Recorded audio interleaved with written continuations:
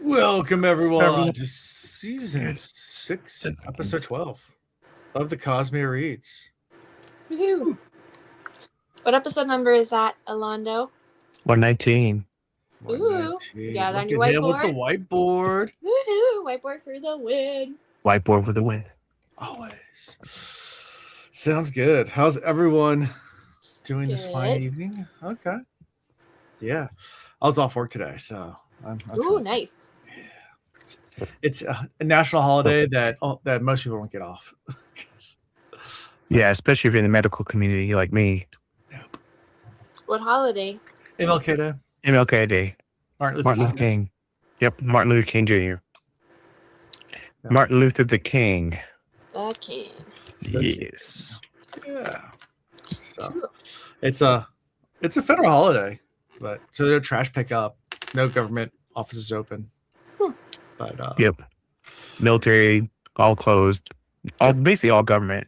Yeah, government. All government. Government. Yeah, it's closed. Yeah. See. For a little holiday. Anyway, yeah. So I spent my day driving. So I drove all the way to Richmond. My son spent the weekend. One of my sons, my oldest, spent the weekend at grandparents' house. So I drove to Richmond to meet halfway to pick him up, drive him home. So I guess it is half. Well, is it? Is that really halfway? Yeah, about halfway from Waynesboro. I thought, they were Waynesboro. I thought they were Stanton. No, Waynesboro. Waynesboro. Got it. Okay. Not quite to Stanton. Not about 30 minutes. Yeah, because Stanton. More. Yeah, Stanton's a haul, man. Shoot. That's only 30 minutes more. It's still on Waynesboro's still on the other side of the mountain. That's true. I mean, yeah. When I used to travel a lot, man, I used to have to be up in Stanton and Waynesboro a lot. So yeah, they used to be my old, not my designated stomping ground, but it's just like unfinished stomping ground. You know, they actually have like one of the largest Harry Potter festivals like in the world there. Really? Yeah, it was kind of like this thing that was like an accident, and they can't call it a Harry Potter festival anymore, but it's all Harry Potter still because they got sued by whatever publishing house, Harry Potter. So like the publisher sued them, not the movie, not Warner Brothers. Warner Brothers. It was the publisher, I think, or maybe Warner Brothers. Someone ordered a cease and desist who owns the rights. It wasn't J.K. Rowling that issued it. It was someone else. Okay. But the way it started is there's like a costume shop there. It's like a little boutique. And yeah, I know. I know. In the downtown area of Stanton, very much looks like Diagonal Alley or whatever.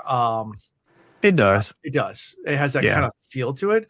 So they this as a promotion thing. This little costume shop or whatever like did like a Harry Potter festival and like barely advertised it. It went viral online, and then thousands of people descended onto this little town in the middle of the mountains in Virginia, and made a big. And now it's an annual big Harry Potter festival. Wow! Everyone's dressed with their Dobby ears and running around and yeah. I mean Dobby, by the way. Dobby. Thank you. Yeah. You tell him. Yeah. Gotta get him straight. I don't want to get roasted in the comments. You know what I'm saying? See how long it's been since I've read Harry Potter, let alone watched one of the movies. I've read the first book since watching the movies, just for my son, but I haven't seen these movies in so long. So, I don't even know if I've seen them all. To be honest. Free Elf. What was the group called? Oh shoot. Oh my gosh, I can't remember now. The Spew. The what? Spew? That's the organization that Hermione created. Okay. To help basically with the well-being of elves, and it was called Spew. Really? Okay. Yeah, SPW. I don't remember that. Look, I wish we had a prize to give away where somebody could actually, because I don't want to tell you guys what it means. I would love if we had like something we could give away and be like, hey, the first person can say what Spew actually stands for. But I got nothing to give away. Yeah. Other than my sheer admiration, I guess. I don't know. A pat on the back. Yeah, a pat on the back. There you go. Sure. A high five at Jordan Con if you go. A high five at Jordan Con. All right. I'll yes, if I show up. That's if you show up. Yeah. If I show up, I'll high five a Jordan card. You get a free high fives. Yeah. So, anyways, you ready to start talking about some Cosmere? Sure. That's what they pay us for. What was Wait, that? you're That's getting what. paid? What? Paid? I know. Wait, huh? What? So what they pay us for? I was like, yep. Who's Alan, getting we're paid? gonna have to have words later. Who's getting paid? We only get paid in Sprint. I don't know if you knew that. Yeah, it's in Spren. That's not. Yeah. How much we're getting paid for? We get paid in Sprint and Karma, Reddit Karma. That's about it. Who's getting paid? I spend more money on podcasting than I make. So that's true. I think we can all say that. Yeah. I mean, look, the money I've spent on my little microphone, blah blah blah setup. Yeah. Yeah. We ain't making nothing. We do it just for the karma. That's it. Yeah. Like even the Will Reads that is monetized and sponsored, like it barely breaks even. Like and then I buy JordanCon tickets for everyone. And that's Look, what I offered you and you said I don't want to go this year. Hey, wait, you're saying if I go to JordanCon this year, you're gonna cover my ticket? Yeah. Not my airfare, but you'll cover my ticket to JordanCon? Yeah, not your hotel or Oh yeah, of course, not that stuff. But I didn't know that was an offer on the plate. That was the offer. Why do you think I'm going along? That's why Tree's going. That's why Chris and are going. Oh snaps! No wonder. I feel like the last horse in the race just now. Oh. Which we Let still me have know. to see what happened. Okay, I'm being quickly persuaded now. I mean, if it offsets some of my cost, I mean, hell yeah. because I would have to make the decision soon to If get the tickets still hotel. available. Yeah, I mean, I I know make sure there's tickets no still hotel available. rooms available. I don't know. They just The put it hotel on thing, room Facebook things, today. I'm more worried about. Shoot, otherwise I'm be shacking with Tree. There's Oh, well, I'm hotels. talking with 3 other people, so. Oh, I better get Otherwise, ready. I'd say- Get ready to have me sink on a cot at the end of the bed. I'd be down. Yeah. Tree knows I'm a good roommate. You are a good roommate. Thank you. So, anyways, ready for let's start with Cosmere. Enough JordanCon talk. We'll go to. But Brandon Sanders is going to be there this year. He is. That's what you keep trying to tell me. I know. He's gonna be there this year. 'Cause it's Yeah. the If he first- writes me personally and says, "Hey, don't worry, I need to see you out here," I'll be like, "Oh, okay." Yeah. Yeah, but I don't Otherwise, know he's not. I mean, I can't give him a high five. I mean, Since we know Brandon Sanders listens to this podcast, go ahead and DM Deadboy. What? And oh please, What? Oh God, we did no. not know that. I Please wish. no. There's no way he does. Look, Brandon Sanderson and or his people, like literally, I'm the easiest Twitter handle of all time. It's literally my name, Orlando. Hit me up, DM me, slide into my DMs, let me know. I will reserve this high five for you. Reserve this high five for you. I'm all in. All right, there we go. All right, chapter 45. You ready? Yeah. See, All right. This is a very short chapter, if I remember correctly. It's been 29 seconds. man, Yeah. I think it caught me so off guard how short this chapter was. I was like, I had to rewind. I was like, Yep. Did my phone accidentally skip? You know, you think like maybe because I was like looking out and I was like reaching behind because my phone is actually up on a magnetic thing behind my bike. Yeah. And I was like, sometimes I pull it out to make sure that it's like set to like record like my heartbeat and all the things. And I was like, oh crap, I probably hit the skip button. So then I rewound it and played the game and did the exact same thing. I was like, oh, got it. Just Yep. Got it. Yeah, that's just me. Yep. So I want to spend about 90% of this podcast talking about this chapter because Yes, let's go. Let's go. Deep dive. good Deep dive. chapter. Yeah, Mhm. Lightsong dreams that the teller's burning, that the God King dies, and a black sword. So let's talk about it. Mhm. We got a dream. Come on, we're talking about it. What's Yeah, thoughts? Oh, you're okay there. I have a dream. I had a That's dream. it. All right, That's it. That's the tie-in That's the tie-in to the day. thematically. Yep. All right. That's it. You got nothing to say? Anything else in this Yeah, chapter? I got nothing else. I mean, if you want to make up something, I can say the cake is a lie, and that's about it. That's from Portal. But yeah, I got nothing else. I mean, it's like a lot of prophetic stuff. I really want to go back and see all the other dream stuff and see if I could like tie it all in. Mm-hmm. That's actually the only thing I was thinking about after this chapter was, I really need to go back and how we talk about in the last books, we're going to go back to like all the other prophetic stuff it said in these like chapter titles and like, some of these other books we've read. And we're like, oh man, we should go back and we never do. This is another thing where I was triggered. I was like, oh yeah, we should go back and like revisit those dreams and see exactly what they actually referred to. Well, maybe Alan will start a deep dive podcast after this one's done. Oh, there it is. If we ever run out of Sanderson books to talk about, never gonna happen. He's still writing them.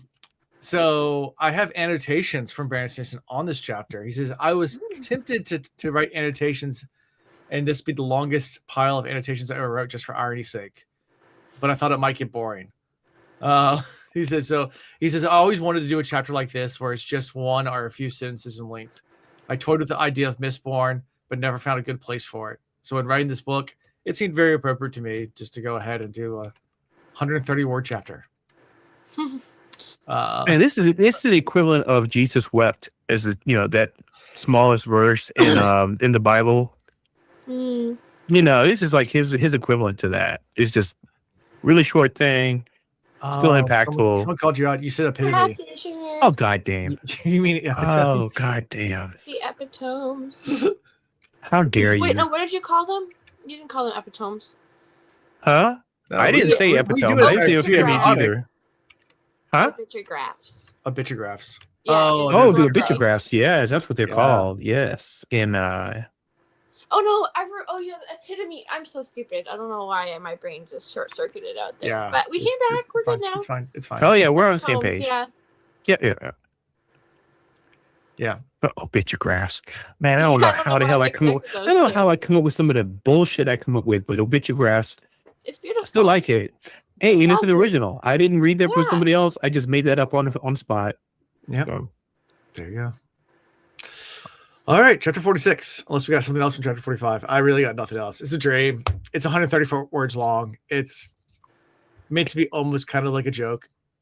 Like Brandon Sanderson, like, I want to do this just to be clever. And he did. This is like one of those chapters I could see the Cliff's Note version being longer than the actual chapter. Yeah, I think it is. It probably is. Yeah. Probably. So chapter 46. Vivenna waits for Vasher in a tiny little room.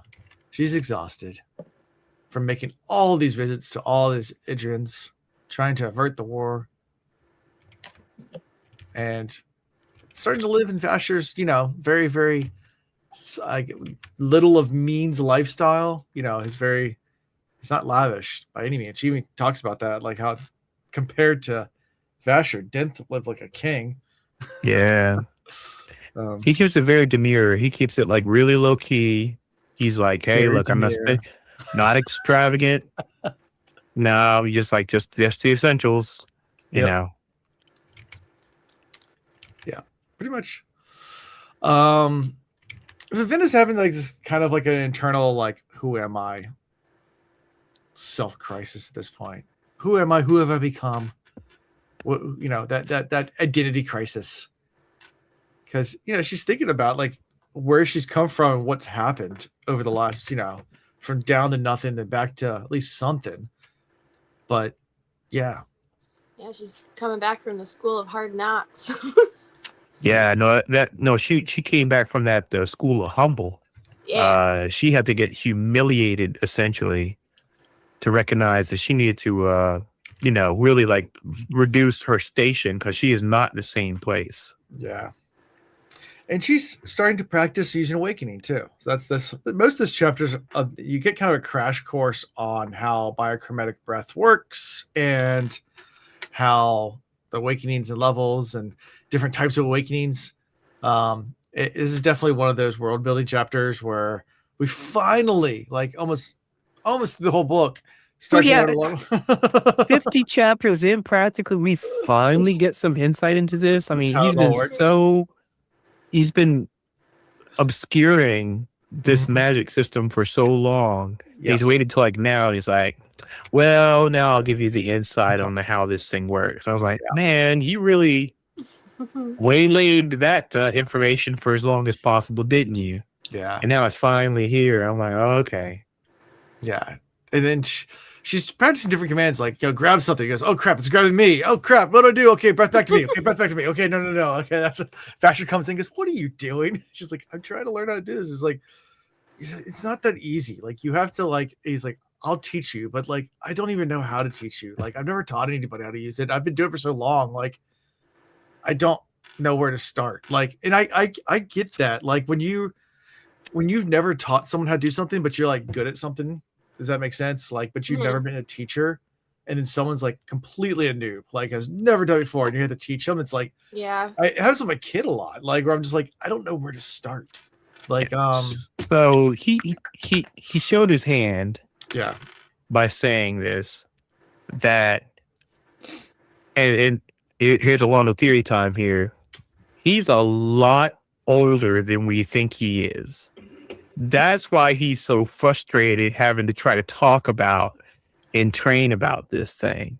okay. I mean, so I've been thinking a lot about the sword, obviously. Okay. I mean, and so the sword, and of course we get to the point where she's like asking questions about, can you actually bequeath sentience to something, true sentience to something?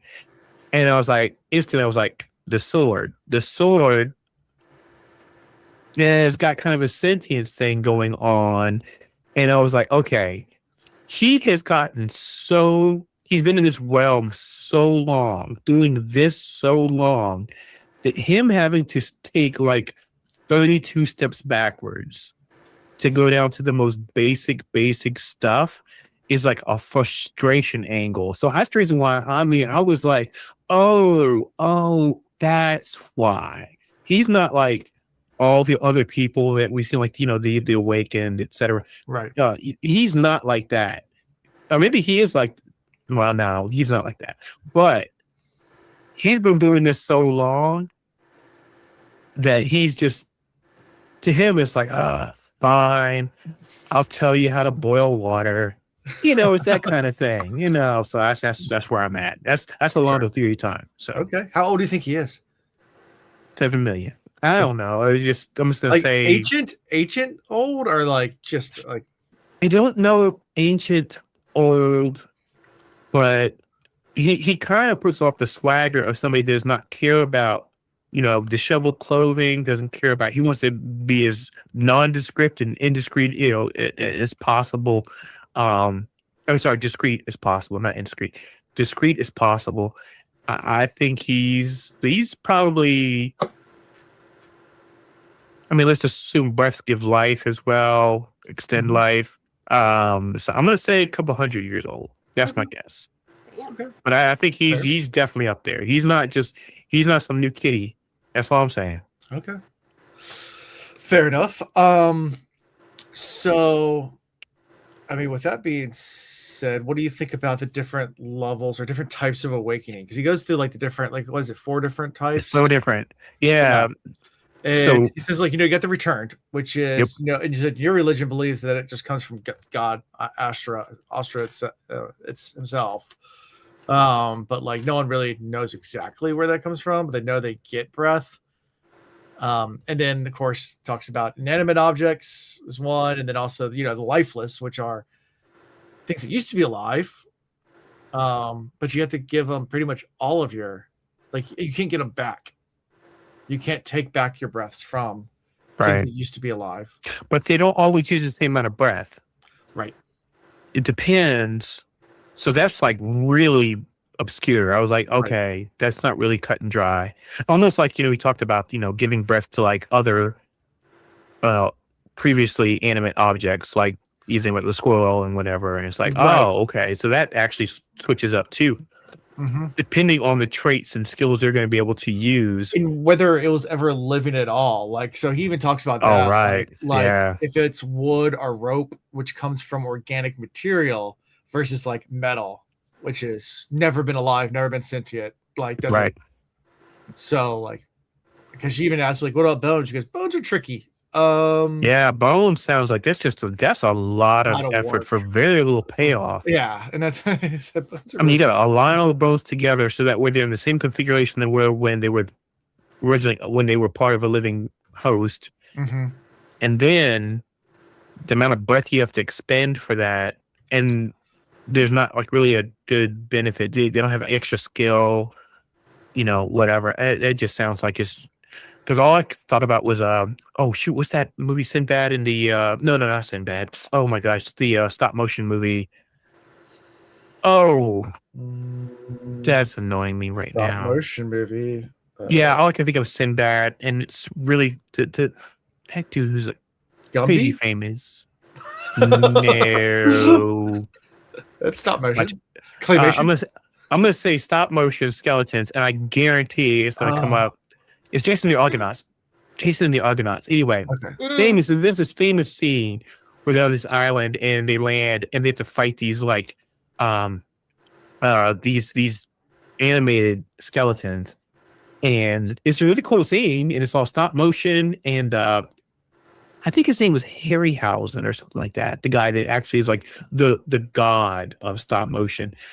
Anyway, that's all I could think of when these like ideas of reanimating skeletons, but it's like it's not like Jason and the Argonauts where they're like really skilled swordsmen. They like come out and they like really took it to Jason and the Argonauts, but it's nothing like that. But that's level 3. We got the animated, reanimated something that was animated before. Right. Yeah. So, yeah. It's definitely. And then she asked the question about putting sentience in something. He's like, she asked about Type 4. She's like, "What about Type 4?" He's not like, in my house. I'm not. Not in my house. We don't talk about Type 4. Oh no. About Fight Club. We do not talk about. Oh, what's the guy's name from?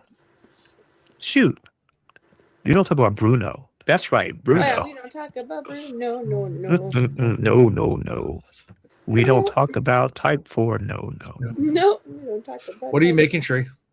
I'm making a computer. Like a mesh. It's gonna be like a hanging basket for like fruit and veggies and stuff. Because we have like a wire shelf here, but we don't have a lot of space. So I'm gonna like find a way to like attach it to the wire shelf so it kind of hangs below for like all the fruits and veggies that are just on a table right now, but we need table space, so that's what I'm making. So creative and inventive. Yeah, it's just like, it doesn't look like mesh yet because I just started, but it will, I promise. Yeah. Always appreciate a very inventive, creative mind. Stringflame does bring up a point. It did sound like something like he got screwed over, so he doesn't want to talk about it that way. Like, he's like, no, I don't talk about that. Well, okay, so hold on. I want to go back to that moment because I think this is when Vivenna brought up Claude. Yes. And Vasher seemed a little sad. He gets quiet. He gets a little sad and a little quiet. And I think he knows Claude. Yeah, that's what I was thinking too. Yeah, him and Claude, something's going on. And then I thought about there was a statement made that who was it that Vasher killed? Arsteel. What happened to that person? Maybe is it possibly Claude is that person? And maybe he feels, because it doesn't seem like he does have to kill. We know that. But I don't really think, of course, after the chapters we read tonight, he's not really like all like, here I go kill again. By the way, again, Michael Chromopoulos, we need to make sure we have this gif. But he's not like all like, I can't wait to kill again. He's like, oh crap, I had to do this thing again. He's like, I don't want to get into like, my murder rage, which is what happens later on. 100%. Yeah, he's like, I'm not trying to get there to like, my murder. But that's not him. That's not him. That's but he started to kind of slip into it though. He started to get that murder boner, and he was like, oh no, I gotta stop. Yeah. So we'll get there. A murder boner. Yeah. That's Nightblood. He's got the murder boner all the time. All the time. Hey. Let's feel something. Hey. Nightblood. You He have gives an her. erection that lasts more than 8 hours. He does give her a dueling sword too, which is nice of him. I was happy it wasn't my dueling cane, because if it was, I was gonna be like, oh no. I would have grabbed mine back behind. I know when Alan with the dueling cane the entire episode, he would just be like twirling it around, playing with it. Yeah. Star Wars kid all up in here. Instead, I'll bring out my mini Darth Vader lightsaber. Got my Darth Vader one. It's a Darth Vader joint. Okay. And I got Obi-Wan Kenobi. Oh, Obi-Wan. No, the one you need though. Oh, look, the blade disappears. Oh man. Green screen. Alan, the only one that matters is the Mace Windu. Oh, I don't purple. have the one. That purple, man. That thing. Yeah.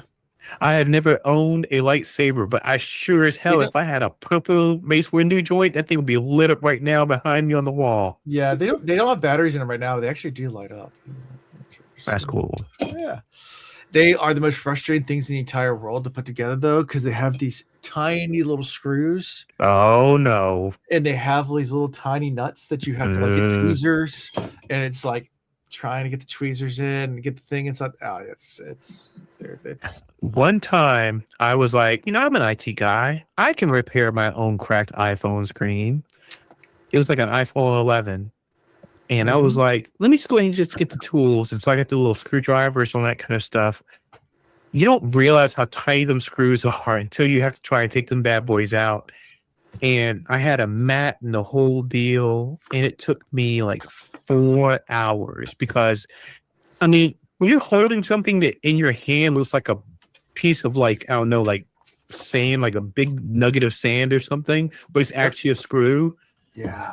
You talking about frustrated. And everything I had was magnetic. That's the only thing that saved me. It was magnetic. And I had to do all the things and put all the pieces together. And I was like, ain't no amount of money worth this thing because, and I had like the special, I had these goggle glasses that I wore that actually let me like zoom in, kind of like those jeweler glasses, what I'm saying? And it was so much effort. And I was like, that's the last time I do that. Yeah. So, yeah, doing like really super tedious tasks. Like, I don't know how people, I've done it for a job before. When I was in college, I did a summer job where I worked at a factory. And there was a job that we had where you had to get and like, so I was building fuel injectors and they had you had a big magnifying glass in front of you and you had to take like the mold imprints for the plastic would have like tiny imperfections and you had a scalpel and you had a big magnifying glass and you had to shave the things down if there was an error on the line. Not every single one, just like they would have a recall, and rather than having to just throw them all away, they just send them off to like this other room where like you get a whole entire tray full of them and you're sitting there for like 8 hours just like, jeez. I think I would actually love doing something like that. Huh? I would. I love those little tedious, like looking and making sure, like the quality. Truly, considering the amount of detail you have to put into your artwork and the things that you do, none of that surprises me. You are detail oriented on that. For me, I'm like, that's good enough. Like, how you trying to do all that? Yeah, I love. My car gets blown up next to 6. Now I can get obsessed about the details and making sure something looks right. If I have to do it one time. Like if you give me something and you're like, hey, I need you to fix this thing. I'm like, it will be given back to you absolute perfection. I will like obsess about it. Yeah. But now if you told me do 40 of them, I'm like, it's good enough for government work. Yeah, I used to get in trouble actually at my old job because I had to go through the little baby, like the seedlings of the Gerbera daisies, which is like our big selling feature thing. And I would throw out so many of them because there was always something wrong with them. And they're like, what are you doing? I was like, well, this one's wobbly. This one doesn't have enough leaves. This one's got like a yellow spot on it. So I thought I was just doing my job. And they're like, no, you have to be a little less picky. Like, but I loved it. And it would be like tables. We'd get like 4 huge tables that were like wheeled in from the greenhouse. And it would just be like tray by tray by tray. Maybe like 400 trays. Uh-oh. Tree, you froze. Yeah, you froze tree. Oh no, we lost tree. We lost tree. Damn tree it. down. Up. Tree is down. Am I back? Tree's back. Oh well, you get the picture. Lots of seedling babies. I'm very picky. TLDR. There it is. Yeah. Sounds Quality good. control. Yeah. So also, like I said, Vivenna's going to learn how to use the sword. She's surprised by how light it feels in her hands. So that's something else as well. Any overall thoughts before we move on, especially Alondo, like just about this whole entire montage of training with Awakening? Grab something, letting how to tell what to grab, and then also using the longer. Wasn't the same scene like where she gets her rope stuck up in a tree and he's like, yeah, she puts it up there, but he tells her you should use a longer rope because she has no way to go recover it. Right. She's like, it's going to keep wrapping itself. How do you get it down now? And she's like, then you had to use like the sword to actually pull it down, I think. And yeah. Yep. Oh well, she's lesson learned there. So, but yeah, this could have happened a long time ago, but now we understand too how much was kept from her. Oh yeah. While she was, because I mean, she's asked numerous times about how to awaken and do all these things, and it was purposely kept from her. So now that part's pretty, make another Harry Potter reference. It's like when Gilderoy Lockhart says in Harry Potter, the Chamber of Secrets, he's like, it was pretty obvious, so like right now it's pretty obvious. That's the reason why she was not given this information before. It's because they had to keep her basically stunted. She has all this breath, but he's like, oh, we gotta make sure she doesn't really know how to use it. So that's the reason why she's just not learning it.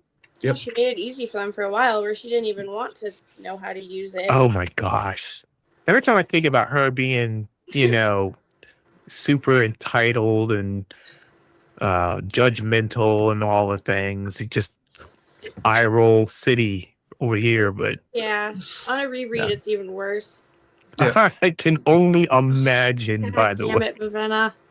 Yeah, it's got to be bad. It's double painful. Doubly painful.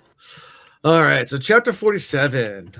We're back with Lightsong. And he is having a hard time after having his dreams. He's contemplating his role as a god and struggling, just to live up to this lifestyle and just struggling with all of it. He's also having an identity crisis. There's a lot of self-reflection and identity crisis in these chapters. Yeah, he's not as jovial as he was. No, he's lost a little bit of his light. So, yep. Yeah. And he's telling Scoot Lyomar about, his dreams, about the young woman in his dreams. And he's like, oh yeah, I know who that is. He's like, oh, was it someone I knew? He goes, kind of. It's like, was it my wife? No. Was it this? No. Did I know her? Yeah. How was she? I can't tell you anymore. Why is he giving stuff away all of a sudden? I don't know. Right. Thank you, Tree. Because he has been like obscuring everything up until now, and now all of a sudden he's actually kind of giving away information. Yeah. No, not his wife. That became sus in my mind. Alive. Huh? Right. It is his mom. It's not his wife or lover, but she's still alive. But this motivates. But it's his mom, right? This one now has some motivation now. He's like, okay, if she's alive, I got something to do. I got to protect this mystery person. Did he say? I feel like he said mom. Was that? Or did I just mishear that? Did he identify it as his mom now? Okay, so I must have misheard it then. Okay, I thought he said that was his mom, and then he got obsessed about the fact that she was still like living there, and then he had even more motivation to avoid the war. It was his mom. Okay, so then that could have easily been like a glitch when I was listening, because for some reason every so often my when I'm listening to the chapters, just like it'll just glitch for like 10 seconds. Okay. And if it's really important, I'll rewind. But if it's like I don't feel like anything important was said, I'm like, it's not that big a deal. Just keep it rolling. Yeah. Yeah, but this gets him motivation. So he gets out of his stupor and slumber and heads on down to the lifeless enclave to go look through the facility and do something that may be monumental for later in these books. We'll see. Yeah. It's interesting, like they all just stand there. They have them all just like lined up, sit. Like, it must be so eerie. It reminds me of what's that TV show? Westworld. Yeah, when they like when go they go down inanimate. to when they go down to like the back rooms or whatever, like not the main part, but like there's a ton of them all lined up, or either that or like iRobot, where you just have like a ton of like sentient beings just like completely still, like not moving. Yeah. Yeah, either one of those. There's good examples, but yeah, they're both robots. Westworld, man, so much promise. That show really had everything going for it. Season was so good, and then it just fell off so bad. It was so frustrating. And they had like Jeffrey Wright in there. They have all these great people in it. I mean, oh shoot, I forgot the guy that is the black hat dude. I don't know. I cannot remember his name right now. But anyway, they had so many great people in this. No, that's not who I'm thinking of. But he was in it. But he's not who I'm thinking of. I'm thinking of I know you're thinking of, but I don't know. Anyway, yeah, because it's a young version of him and the older version of him. Yeah, but it had so much promise. That thing came out, first season was like, oh, amazing. And then the second season was like, third season, I was like, I'm out. Yeah. Yeah, I mean, I remember watching that first season, and that was it the final episode, like where no, it was in the first. It was the first episode, and they're going through like how the robots aren't allowed to hurt anything living, and then at the very end, she backs and kills the fly. It's like, oh shit, right? Like it's just like such a yeah. The end of that season was the rebellion. Was the rebellion? That's right. But the first episode is when she kills the fly, and it's like, yeah, she kills that fly. And you're like, I thought you couldn't do that. Mm-hmm. I'm trying to think of what shows. And I know we're off track here, guys, but what shows can you guys think of? It was Mick Poyle from It's Always Sunny. Man, we have a tendency to go back to It's Always Sunny. It's Always Sunny reference. I would say at least a couple of times every season, guys. Thank you. Have you seen It's Always Sunny? Yeah. Okay. I haven't seen all of it, but I've seen quite a few episodes. Yeah, Mick Poyle. But how many shows were amazing first season to the last season? Breaking Bad did not fall off. Now, Breaking Bad's the easy one, right? It's the easiest one to do. Breaking Bad. It's the easy one. Straight through. Right. One bad episode. And now I'm gonna say, let's not take. We'll count individual episodes. I mean, Avatar. I still think, obviously, you at the Secret Tunnel. You know about some Avatar. Yeah, that's good. Start to finish. That's good. Great show. You know, you can't beat it. But I'm always curious, like, who else, has like thoughts on like a show that's like just first season to last season, and it was just like a banger all the way through. Sopranos fell off for like kind of one season, but and then it came right back at the end. They did a pretty good job. I'm trying to think. A little bit drinking from 40. Now you're gonna make me think through all my Rolodex of TV shows I watched that, like, because I mean most TV shows do fall off. Like, it's is that a 40? Yeah. No. It's a You're filling me out. Is that bottle, but it's got like some of that like for a second. In it. This water flavor stuff. I thought Tree was hood for a second. I thought she's like, I'm in that OE. No, I'm not cool enough for you purely don't know, it's the old English. Yeah. Now I'm racking my brain about that question about what TV show. Simultaneously not cool enough and too cool to drink a 40 like that. Fair enough, Tree. Fair enough. So, Alan, nothing you can think of though where it's like, I mean, it like every show, like every season was a banger. Loved was like they all fell off eventually, and I was just like, because I mean, another easy one I was saying, because we already said Breaking Bad, and of course it's Better Call Saul. Every season of that was also good all the way through. That was. But there's so many shows, like of course, infamously, I think about How I Met Your Mother, where it just fell off the last like 2 seasons, and the last season was just like disastrous. I mean, you can say Game of Thrones, Lost. There's a ton of like shows like that. Yeah, Game of Thrones. Whoa, man! He's talking about Lost is another one that fell off. Like where man, Lost. It has so much potential. Heroes was such a good first season. That first season of Heroes, Save the Cheerleader, Save the World. Man, it was like appointment watching. You had to watch that thing because it's like, well, it was just so good, and then it just I'm shat the bed. Yeah, I'm trying to think of like a good I mean, there are like TV shows that started out really, really good and had slumps in the middle and then ended good. I can think of a few of those. But but to have like all the way straight through, like, I can't. It's hard. A very short list. If they're right, it's hard for me. Like I said, Breaking Bad, I can think of that, but there's not much out there that didn't have like. I mean, even think about like cartoons and think like the Clone Wars, Star Wars, the Clone Wars, like great ending. It ramped up. It became fantastic. It was like great. Then and then came back and it was like way high. It was like way up there. So good finish, which I do appreciate because a lot of these shows they have a tendency to just kind of like just at the end. And you're like, you phoned it in. They don't make another season. Arcane so far has been fantastic. I still have not watched this. Arcane. It's only 2 seasons, right? Only 2 seasons. And Oh yeah, but I know they're making like another one. But it's not done. I'm talking about shows that are like done. Yeah, I know. You know. Yeah, well, where so far that one is on track to be fantastic. I've heard so many people talk about Arcane. It's so good and it's so good.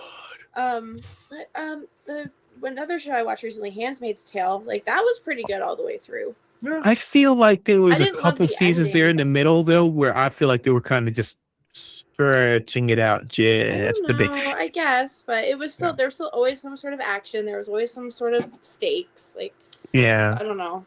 I was excited for every episode to come out. But you got to think about. Think about how difficult it is to. Because it's not like it's the same writing staff, directors throughout the entirety of shows. And let's say a show has like a long running show, 50 episodes. The possibility of getting a majority of those right when you have changing directors, changing writers, changing, DPs, EPs. All those things. This is a really rare feat, and the odds are stacked against you.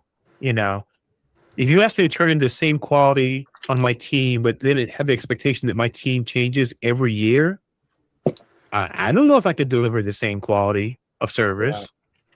So that's true. So, anyway, like even looking for like the ones that like I've watched all the way through, like I'm thinking like The Office, for example. I'm looking through like a list right now just to see. But The Office had The Office, kind of fell off. Parks and Rec, which is good at the end, but the first season is so garbage. People tell you skip it. Yeah, they tell you can literally start Parks and Rec at second season and you will not lose a beat. Right? Yeah. I don't know. What chapter are we on? That's a good question. I think we're still in chapter 47. We've got Lightsong's motivation, a call to action after figuring out that this person's still alive.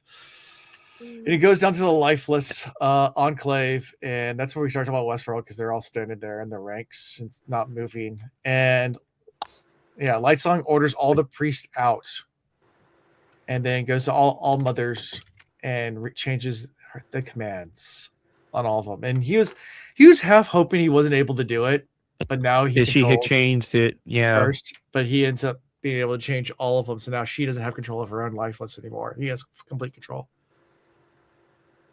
But it's gonna be a tedious task. You can only change the ones that can hear him that are right there in the formation in front of him, and then he tells them move off.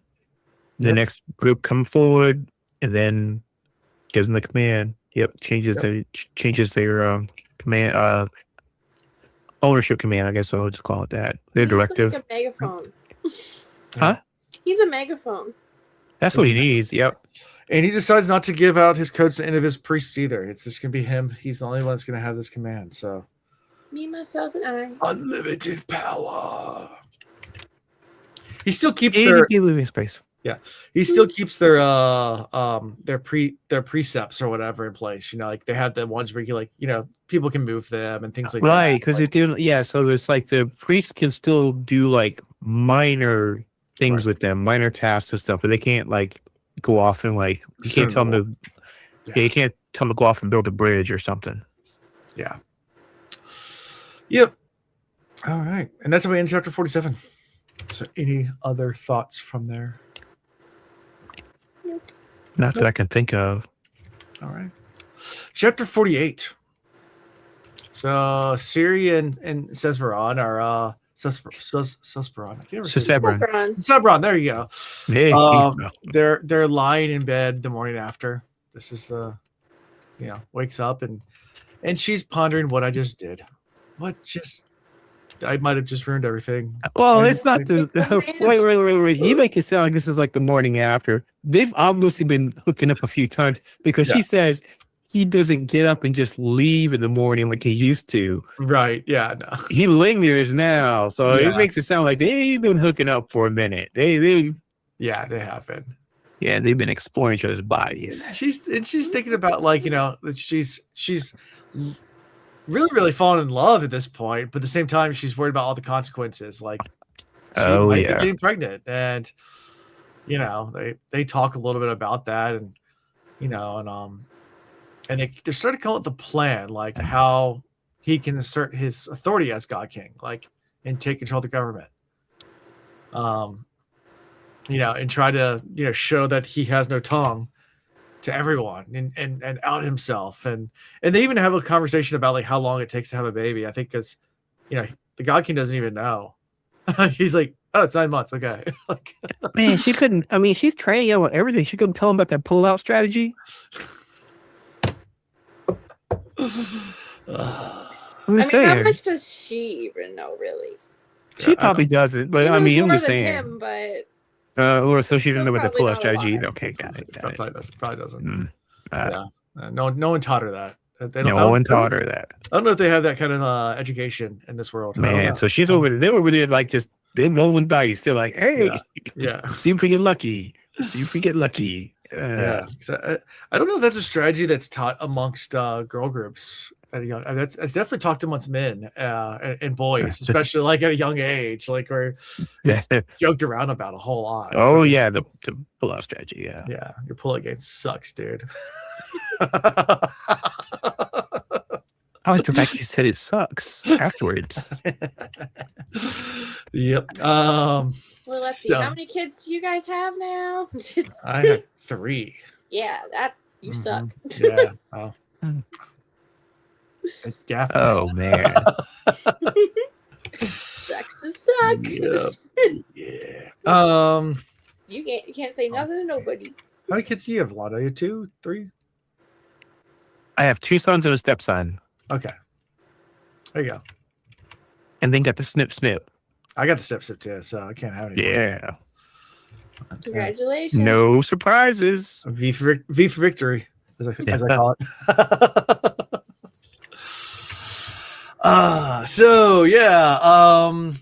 And they discuss an alternate plan of fleeing, but then she's like, "But you need breaths every day." He's like, "Oh, kind of don't." This sounds like the worst. It sounds like 2 like teenagers, contemplating the idea of running away. That's how poorly formed, and even as much as powerful as they are, I'm talking about them collectively. They really sound like just like teenagers. Like, we're gonna run away from here, and we're gonna go see the apothecary, like Romeo and Juliet, and we're gonna figure things out. And no, this just sounds like a disaster all around. So, yep. It really, every so often, I was like kind of getting lulled into the idea that they're like actually somewhat grown. Mm-hmm. And then they talk about their escape plan. I was like, oh, I forgot. They're like both like really youthful in their mindset. So you plan to like try to assert authority and like show off how do you think that's going to end? Disastrously. I mean, anything about this just sounds like it's the most really formed. It's like, hey, you know what we should do? We should get on a bird, and then we should see if it will take us to the home of the rabbits. It's like so fanciful and just out there. And I was like, oh, good God. Do you think there's any merit to some of their speculations, though? No. I mean, none of it sounds plausible. It sounds like again, it's like, if I go talk to the man at the gum shop, I think he's going to tell me what I should do. I can get the sparkly shoes so that I can walk through the endless desert. Yep. And then it's like the moment they get out there and they're like starving, they're like, we need to go home. And that's trying to kind of sound, I hate to say it kind of sound like her sister. When she first got to town and she was like, I'm going to do the thing and I'm all like upbeat and I got all the ideas. And I'm like, oh, sure. She had 0 ideas. Okay, naive little lady. And then they're about to sound like the same thing right now. And she's like, and I just switched over my priestesses. And I was like, ain't nobody got allegiances to you, lady. Stop talking like you can trust anybody. Yeah. The whole thing is just kind of insulting to anybody who actually has half a mind about them. And like, it reminds me of infamously, I tell people that when I was like 5 or 6, me and my twin sister, we hated our household and we were like, we're going to run away. And we ran away to what we thought was a far away, place and everything. And then we said, oh man, you know what? We should go back home. And we went back home and we walked back in the house and nobody knew we were gone. Number one. No one cared. No one cared. My mom had just had my baby brother. So, she wasn't paying attention. And then I remember being older and going back to that area, like years later, decades later, like, hey, this is where we ran to. It was a block away. It was a block away. At least it wasn't as bad as Ian's story. Did I ever tell you that one? Or no, what's that? Ian's kids decided to run away one time. This is when they were little, around that same age, and he decided, to make a lesson out of it. So he's like, all right, I'm going to pack your bags for you. And, when you get out there, you're going to have to find a job because you have to get your own food, get your own place. And, and obviously just, talking through it or whatever. And it's like, and then, you're going to be on your own. They're like, okay, we're going to do it. It's like, all right. So he gets some little backpacks full of, a couple snacks and some clothes. And they set out and he gives them about a 1 minute head start. Then he gets in his car and just like a block behind them, just, it's not going to let them go. I mean, he's just keeping an eye on them, because he's not neglectful as a parent, but just kind of teach him a lesson, and they figured that they'd turn back and he'd give him a ride back home once they get tired. And they get about 2 blocks away and some nosy neighbor saw him like circle around and come back around and watch the kids and calls the cops saying this car keeps on cruising by these kids. And next thing you know, in front of his kids, Ian's being thrown to the ground by police officers. And he's trying to explain to the cops, like he's like they're my kids, and of course the kids are mad at him. So like they're like, he's not my dad. Like, oh my god. I think there's something missing from this story because a cop wouldn't just pull you out and just throw you to the ground. But oh man, Ian, I want to hear. He started questioning it. It's something like you have to ask him about it. But like, Ian, when you get the opportunity, I hope you watch this episode at some point in time. I want to hear all the details of this story. I know. So, I mean, I wasn't there obviously, but I've only. Right. But no, Alan, that would be the creepy part is if you were there. No, I was not there. Okay. Good deal. Yeah, but like the cops pulled him over and they started questioning him, and he's like, "Yeah, they're my kids." Was Ian mouthing? Now, if he was mouthing off, now it checks out. That's probably what happened. Yeah, so he's trying to teach a lesson. He's like, "You're messing up my lesson right now, Mr. Ossifer." Yeah, trying to teach the kids a lesson. Yes. I'll teach you a lesson. I'll teach you a lesson. Yeah. So. Then they climbed to the face. Bam. No, I mean he just got arrested. He got handcuffed, and they finally figured it out. Because the kids were like, "Do you have a phone number you can call?" And well, we have our dad's number and we have our grandparents' number, and like, but I don't want to give you my dad's number. So they gave him like the grandparents' number. They're like, "Is this their dad?" Like, yeah. Oh my goodness. Fun times. I wish my son had done something like that, just so I could. I tried to run. Just so I could tell them, just like, just go ahead, go. Go. Okay. All right. We'll see what happens. It was funny. I ran away to my own backyard. We went to like a kid's birthday party. Wait. Was it a fenced-in backyard tree? Was it like just? It wasn't wide a open big backyard. I just was grumpy, so I packed like a little bag. I did like one of those classic cartoon, like, you know, put the bag on the stick with like a kerchief with like my favorite toy and like some animal crackers. Oh, and ran away to the backyard and just sat there and went hurrah until I was less grumpy. I love everything about this. Everything about that. I mean, from the home bag to the home, all the things. I love everything about that. Yeah, we went over to a friend's house this weekend, and my son was up visiting, like I said, the grandparents. So we were there for a birthday party. Someone asked, like, "Where's your other son?" It's like, "Yeah, we don't have many right now, or we don't have them." That's what I said, something like that. It's like, "Where'd he go?" I was like, "You know, we just went to open field and said, be free. You know, just gotta be free. You're doing good. You gotta be free. You're free now. Just go right on the field." No, we got him back. He's a great kid, so I would not want to let him free in a field. Well, I mean, obviously, yes, but not like that. You and your wilderness kid would not abandon him. Anything else from this chapter? I mean, they decided at the very end to implement Susebron's plan. What was his plan again? To get in front of the whole audience and open his mouth up and be like, no tongue. Yeah. What is that gonna? How's that gonna help? It'll make everything so much worse. Everything about this chapter sounds like two fifth graders planning something, and they were going to try to get Lightsong to be on their side or something like that and speak. That's what they talked about, and then they just like, and I was like, whatever. So we'll see how this works out. We'll see. I don't think they're going to follow through on this plan, and I feel like the people that they like are relying on to help them are not going to be on their side. I don't trust anybody around him. I don't care who is who, whether it's the old priest, new priest. Young priest, moon priest, don't make a difference. Yeah, I think the idea is that once he says he doesn't have any speaking authority, that the priest will be forced to give the authority to the other gods, and that's where Lightsong would come. I think wasn't that their strategy or something like that, and in that way they could take the power out of the priest's hands. Sure, something like that. That was like their strategy anyway. Something like that. Yeah, cool story, bro. That's all I'm saying. That is not going to go well. No. Good luck, Buttercups. Good luck. All right. So, chapter 49.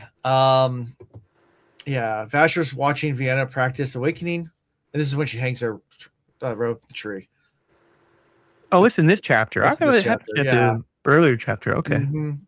Yeah.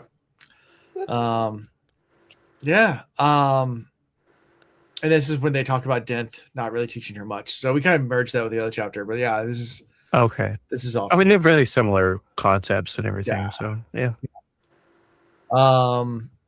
And Vasher comes in to report that Denth's safe house has been abandoned, which makes sense.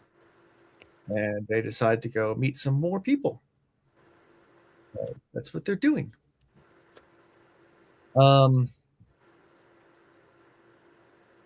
And she's been doing it for a while.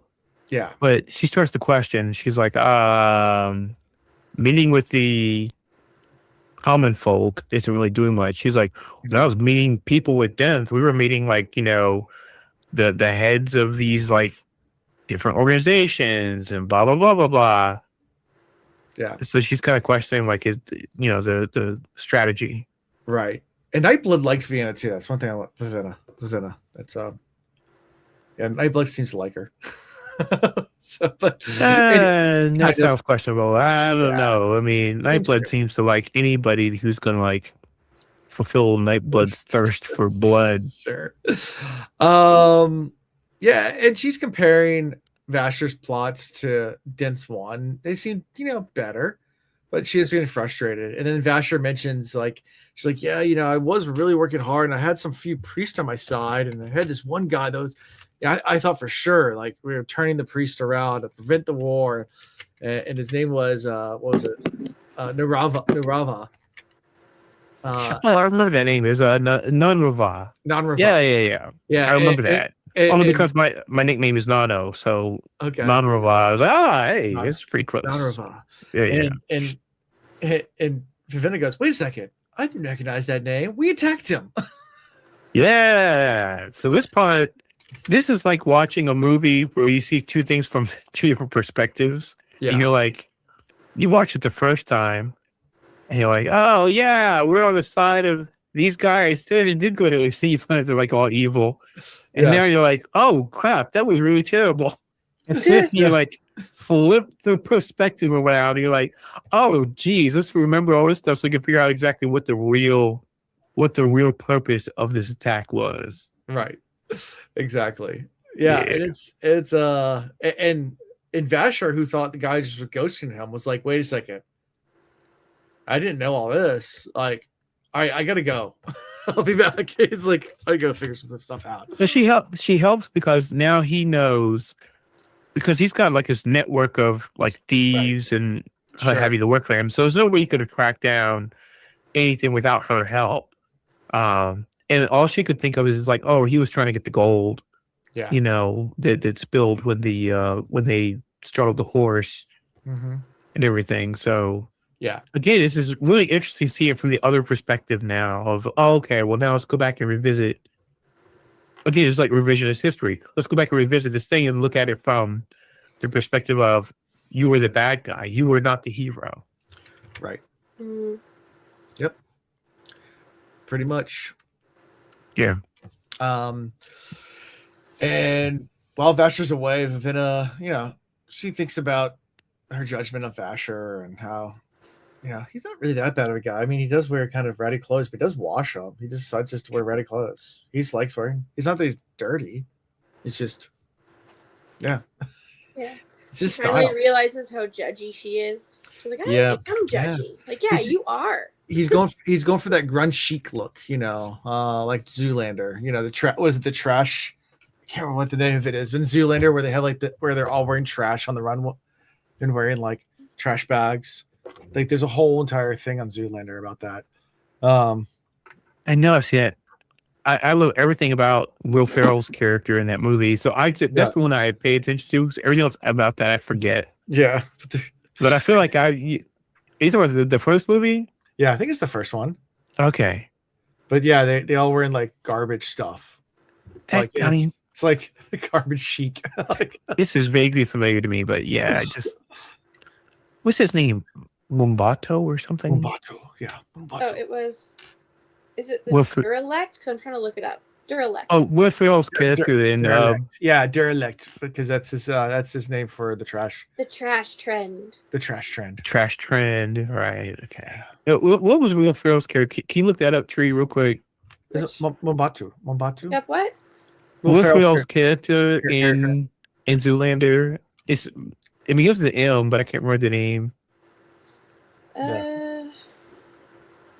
Mombatu. Okay. That's not a movie I watch all the time. Mugatu. Thank you. Yeah, there it is. Yes. He was so hilarious in that movie. Yes. He's hilarious in every I invented the piano tie. That's true. I invented the piano tie. The piano tie, yes.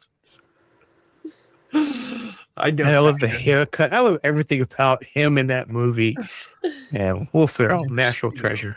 Yes. I was just watching some SNL clips with him earlier, actually. Oh my god, that was great. Was it anything other than the cowbell, or was it? No, yeah, it was like this high school drama club, and he was posting he was like the teacher or like the substitute teacher or whatever, and he was posting the casting list, and he was like staring at them through the glass or the gold masks on this door because he wanted to watch the chaos. Yeah, it's so funny. Yeah, he's a comedic genius. But Cowbell is also great. Cowbell is. I mean, come on, it's one of the most iconic SNL skits of all time. It's true. And his uncanny resemblance to Chad Smith from Red Chili Peppers is hilariously enough that when you actually see the two of them play drums with each other, which is a YouTube video of it, it was hilarious. It was on Conan, right? Or something? I think it was on Conan. It's on YouTube. That's why I watched it on YouTube. I can't remember what show it was on. It might have been Conan, but I think it was hilarious. But sure enough, I mean, it is eerie. Yeah, how close they look to each other. Yeah, you see them next to each other, you're like, that's not right. That's not right. Yeah, Two people shouldn't look that close to each other. I didn't know Will Smith or Will Ferrell played for Red Flippers. Yeah, there's a bunch of jokes about that. That and Omar Epps and Mike Tomlin, the head coach of the Pittsburgh Steelers. I see. I've heard that before. I don't see that one. You don't see I've that? never seen it. No, I don't. Every time I see them together, I'm like, nah, I don't see that one. Hold on. Let's see.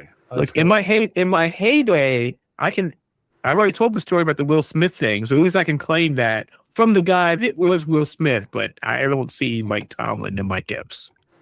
All right, hold on. Not even close. Not even close? Nah, put him there. I don't see it. You don't see it? It's close. I don't. I know people try, but there's a good no. one. That one's close. No, I see it. It's the eyes, I think. Maybe it's like the eye shape. Oh, even the smile, the way that it's kind of like, I don't know. They look so different to me. It's just not. It's not clicking for me. It's not clicking for you. Okay. I don't know. I see it a little bit, just from that angle, though. I didn't see it in the other one. Okay. I just really, and maybe it's the fact that I like seen Omar Epps since he was like, young in movies and stuff. And maybe that's the reason why it just doesn't click for me. Sure. Anyways. So back to the story. So eventually Vasher does come back. And he reveals that the robbery was a cover and the real target was the carriage. And he gets prepared. They're getting prepared now to go to battle. So puts on clothes, gives commands to all the different things, and then gives Vivenna a quick lesson in swords. Because when he comes in, she jumps. And he comes, he's like, let's get ready to go. She's like, okay. He's like, the sword. She's like, the sword. She's like, we haven't even, practiced it all yet. He's like, here's how you hold it. Yeah, that's the lesson.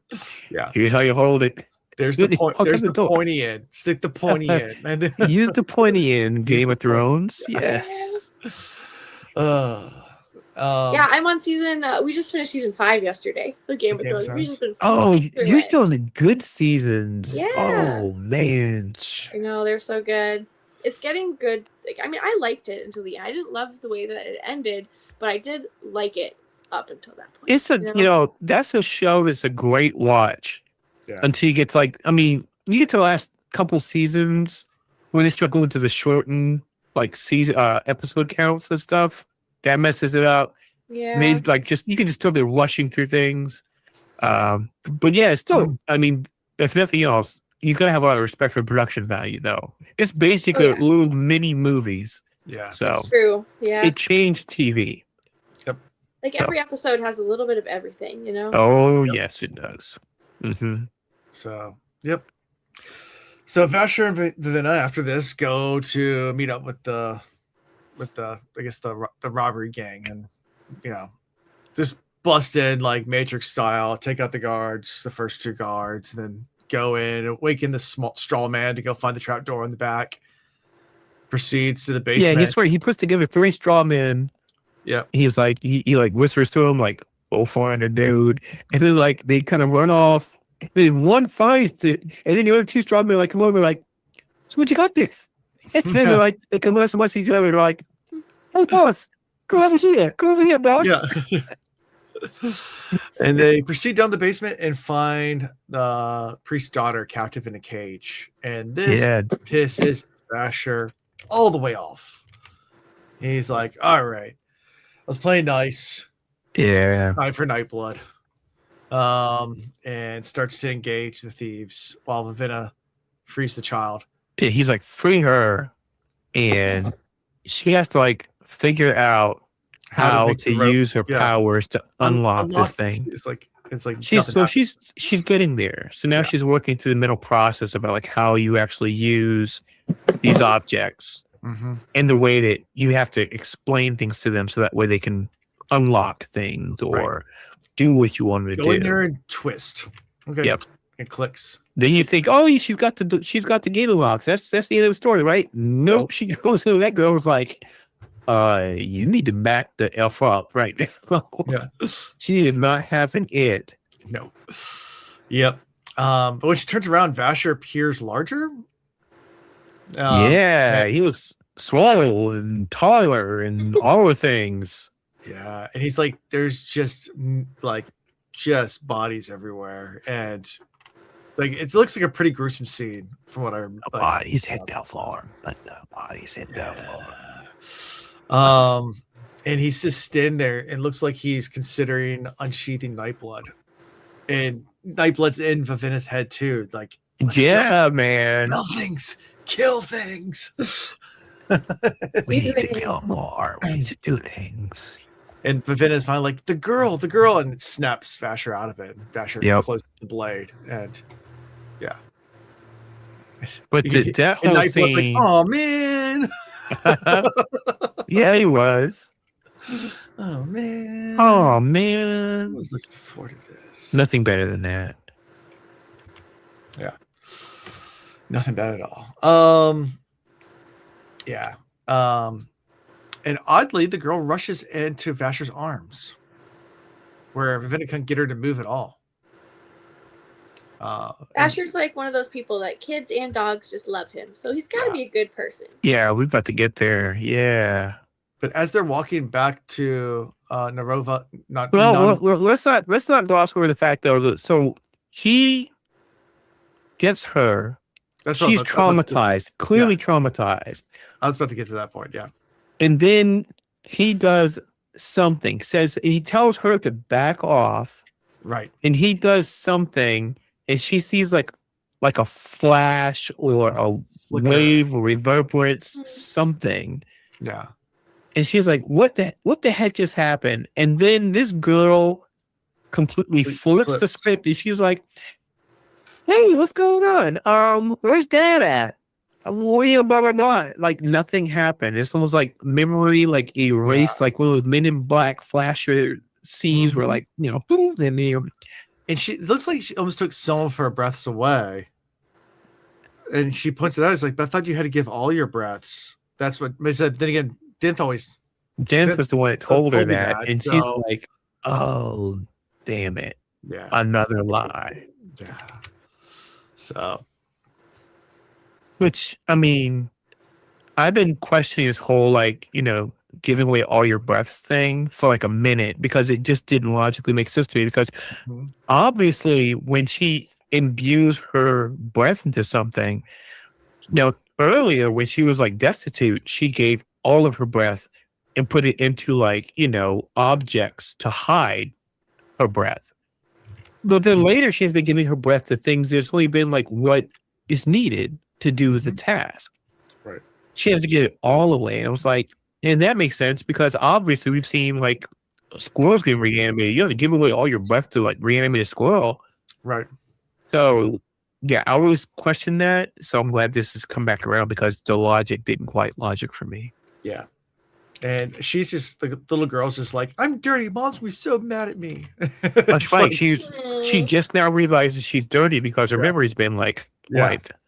Yeah.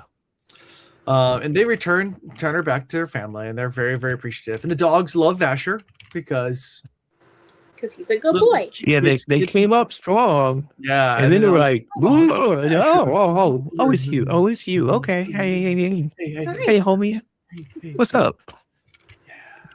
Dogs know what's up. Yeah. Always know what's up. Yeah. Yeah. And he tells Vivenna that she's redeemed herself by leading this girl to rescue. By leading to rescue this girl. By leading the rescue of the girl. Whatever. You go and do something like that and totally redeem yourself. Yeah. Yeah. Yep. And that's how we end this chapter. So he gets her to her dad, who is crazy appreciative. Yes. And he was like, I was in such a bad state. He was like, I was on your side. Yeah. He's like, but unfortunately she was taken. Yeah. And I had no choice but to be forced into, helping basically push for the cause of going to war. Right. And so he's like, and you could tell he's just upset that's what he ended up having to do, but it's the only way he could ensure that she would stay alive and that he could possibly get her back. Yeah. So there was that piece.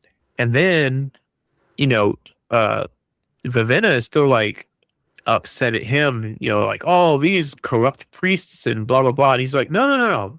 He's a rich merchant. He was put in that position to, basically because of the influence he has. It's kind of a reward, essentially, for what he's done for their, I'm going to say kingdom. Yeah. And it's not about him being corrupt and everything. And so, again, is breaking down these preconceived notions that she has about everything about this country that she really still doesn't understand. She's trying to get there, kind of, but she's also the one that's created all this mayhem with all of her, building up this fervor about going to war and, people rebelling and everything.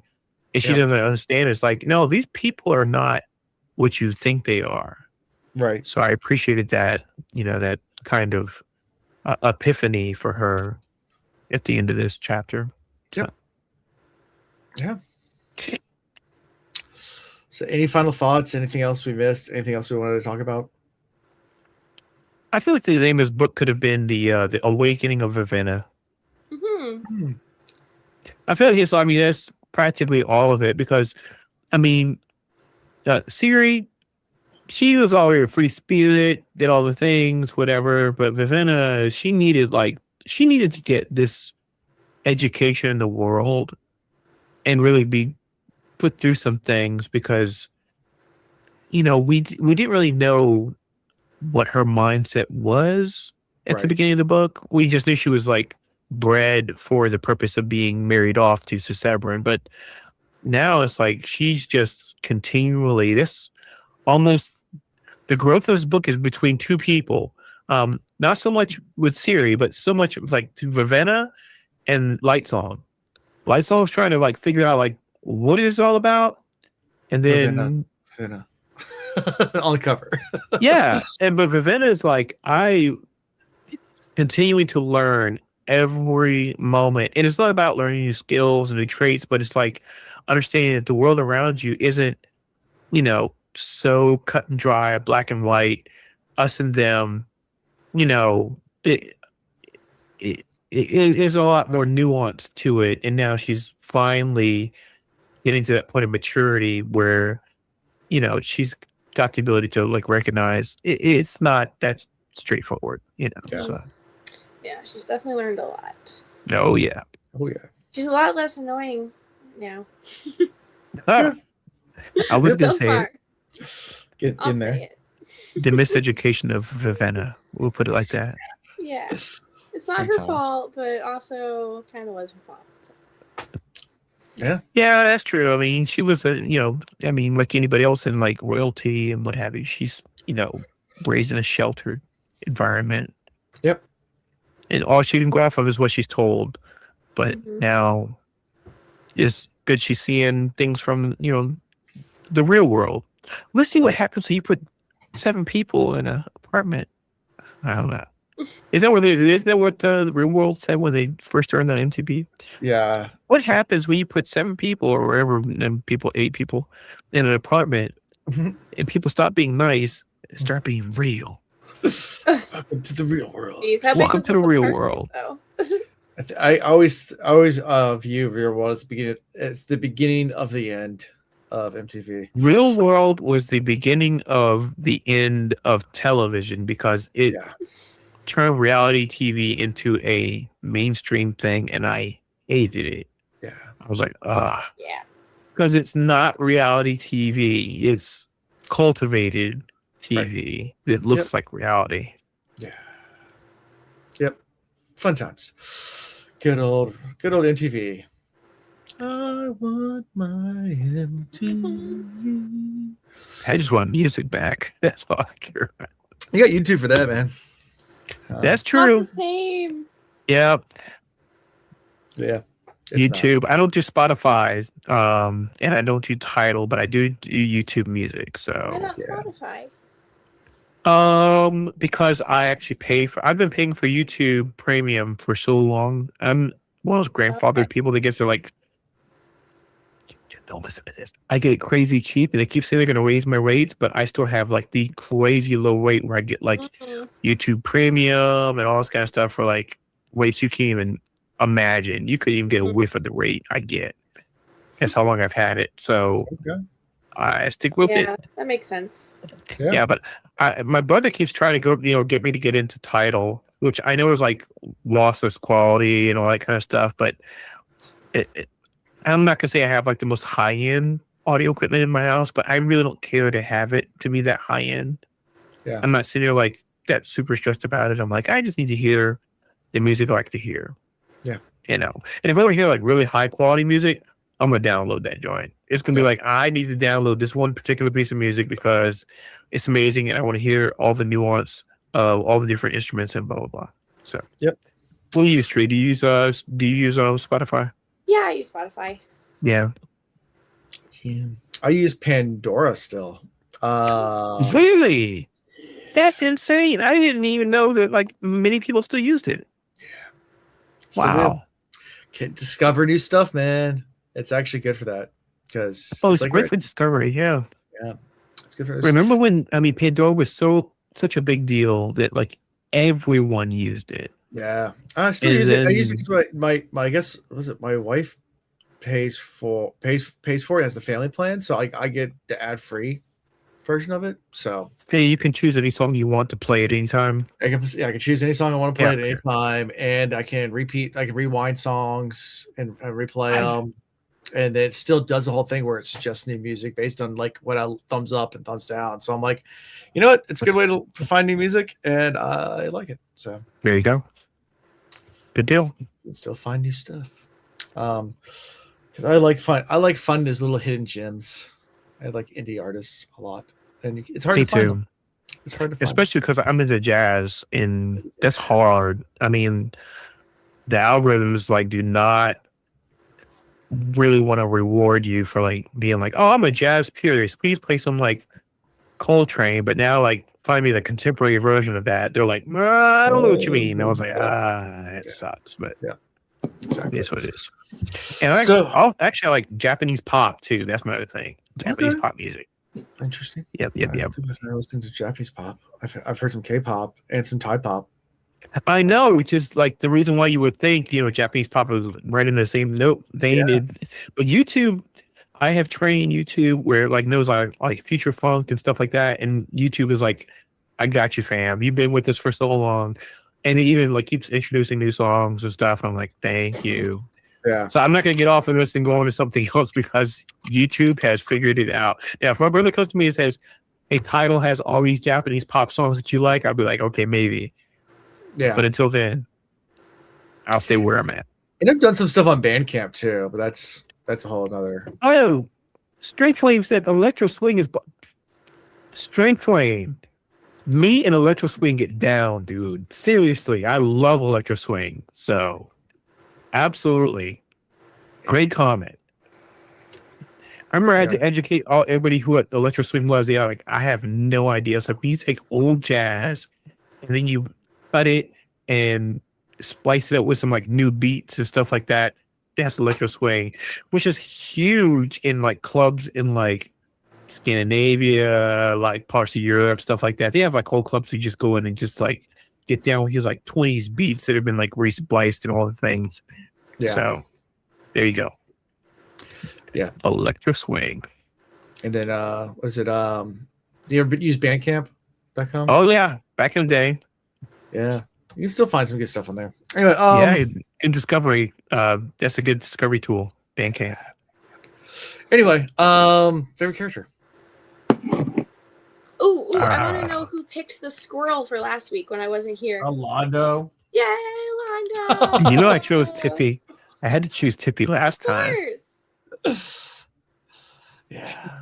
So, who's picking for this week? Well, I had to choose first last week, so now it's on Tree. So Tree gets to choose first this time because. Okay, I'm gonna pick Vivenna because low hanging fruit. She's had the most growth. She's asking questions. She's thinking now. She's just way more interesting to read and not just complaining about everything all the time. So. Nice. Yeah, I like Vivenna right now. I hate to admit the fact that I kind of liked her when she was like down and out. I loved it when she like got that street education. Mm-hmm. It's true. I'm not gonna lie. It was an interesting side of I'm her. not wanting her to die. I was not wanting her to die, but I was like, that humble moment, like K-Dot said, so be humble. You know what I'm saying? She got humble quick, and I was like, thank you. Thank you. Yeah. So you got Daughtry. Me, I'm gonna go Susebron with that post nut clarity. He was like, all right, got my nut out. Now wait, hey, let's see if we can figure out how to get out of this. Because up until then, he was like, Grace ain't coming at me. He ain't no way coming at me. Now he got his little nut on, and he's like, hey, let's break away. I want to fly away. You know. There you go. Yeah. I want to pick the strawman. The three strawmen. Three strawmen. Yep. Who went down. Now, did they identify that the bells were under the trapdoor, or did Vasher figure that out? I think Vasher figured it out, but they found the trapdoor. They found the trapdoor, okay, but then he figured, okay. I was like, man, Nightblood were my two picks, but okay. It's like being in a video game when you have like a side character that comes on with you, and they help like identify like all the booby traps, you know. Yeah, booby traps. That's what I said, booby traps. So like Goonies reference. All right. Good time. Yeah. Anyways, you create one. Yeah. So how we can be found is at thecosmoreads.com. It's a website where you can find links to all sorts of cool stuff like our Discord. You can find links to merchandise and Patreon, things like that. So go check it out. Like, subscribe, all that fun stuff. And yeah, we'll see you guys next week. So bye. Deuces. Bye, y'all. Thank you for watching the Cosmere Reads. Gosh dang, gosh, they fresh. Gosh dang, gosh, they fresh.